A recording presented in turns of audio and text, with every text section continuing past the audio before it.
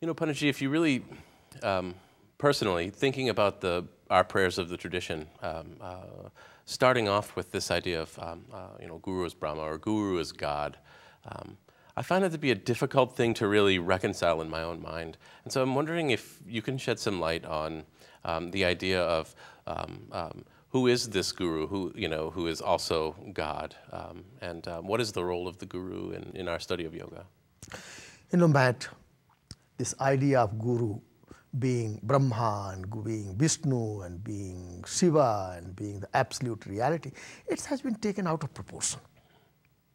You know,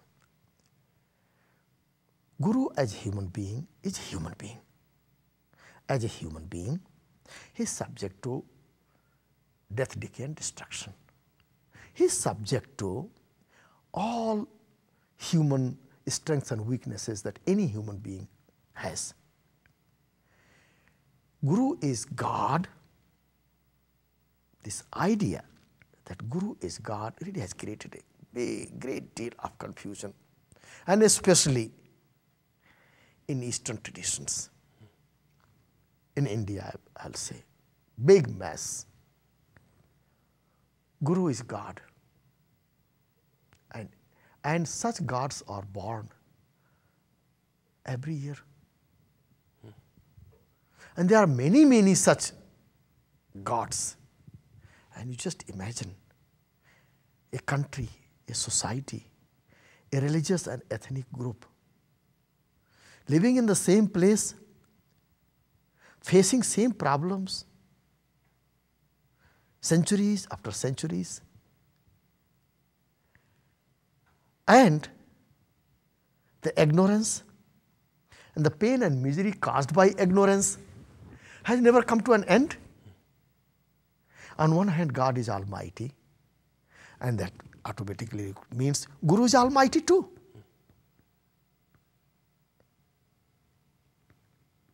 So what happens to this almighty Guru?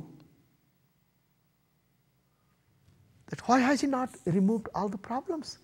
Right. Oh, then it is all because of the bad karmas of the Guru students and the people and their, attachment. They don't have complete, in fact, they don't have complete faith in the Guru, and that's why they have not yet been able to overcome their problems. And when they put their whole faith in the Guru, then it turns out, Guru squeezed all the money and took away the wallet and ran, or let's say some other scandals. The thing is here, concept of Guru in yoga is very, very, very meaningful, very profound. And if that concept is understood, it can make our life very meaningful, very purposeful. Concept of Guru in yoga is Yoga Sutra, Chapter 1, Sutra 24, 25, 26, 27.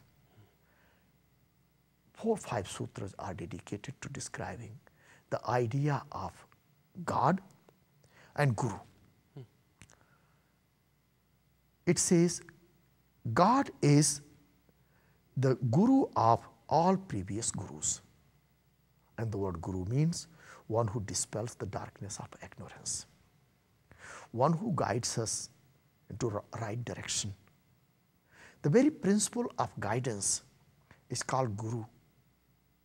And the Guru of all previous Gurus who happen to be in human form or even in non-human form, the Guru of all such Gurus is God, Ishvara. It's not other way around. It's amazing. Sanskrit language has its own unique characteristic. There is a phrase, a prayer, it's called Gurur Brahma, Gurur Vishnu, Gurur Devo Maheshwara, which perennially has been translated as Guru is Brahma, the creator, Guru is Vishnu, the preserver, Guru is Shiva, the annihilator, Guru is Parabrahma, absolute Brahman, and Guru is everything. I offer my homage to that Guru. No one bothered to really see the structure of the sentences and its grammatical vikalpa, the option and alternative. It is Guru is Brahma, the creative Shakti, the Brahma is Guru, Brahma is Guru, Vishnu is Guru, Shiva is Guru, Parabrahma is absolute Brahman is Guru. What does it mean? Brahma means creativity, the creative force, the creator, one who creates you, one who gave you shape, one who pulled you out of dark and timeless darkness, slumber of death. The giver of life is Guru. Vishnu is the Guru. Vishnu, the word Vishnu means pervasiveness, all-pervading divinity. This pervasive consciousness, the reality that pervades every nook and cranny within us and outside us. That all-pervading divinity is Guru. Shiva is Guru. Shiva means auspiciousness, one that is auspicious and good in all of us and outside us. The very principle of goodness and auspiciousness is Guru. Parabrahma, that all-pervading absolute reality, which pervades and permeates everything is Guru. That is what is called Guru in Yoga. And Sutra 24 even gives even more specifics. That is, Klesha Karma Vipaka Shaihi Aparamristaha Purusha Visheshaha Ishwaraha. The very, very special Purusha, the divinity, which has made our heart as his living abode, as his residence, that divinity is Guru. And very, very characteristic of intrinsic virtue and attribute of that divinity which sits on the lotus of our heart is that he is or she is or it is free from all kleshas. That divinity in us is free from klesha, means affliction. There are 5 afflictions: avidya, ignorance; asmita, I-amness or distorted sense of identity; raga, attachment; dvesha, aversion; and abhinivesha, fear of death, fear of loss. So the divinity is free from all these 5 afflictions. Also, that divinity is totally untouched, aparamristaha, untouched by this idea of karma. We are so close to, we identify ourselves with our actions so much that we become one with our actions.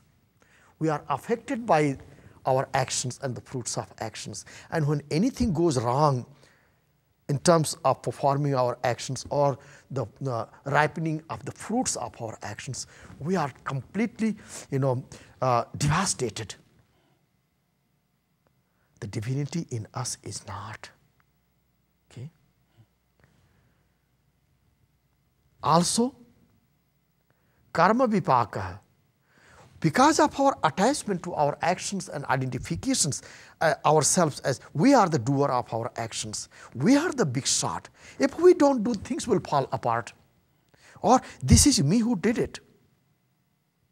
Oh my God, I did it. Oh, horrified. We identify ourselves with our actions and the fruits of actions so much that the impressions of our actions and the anticipation of the fruits of our actions goes deep in our brain.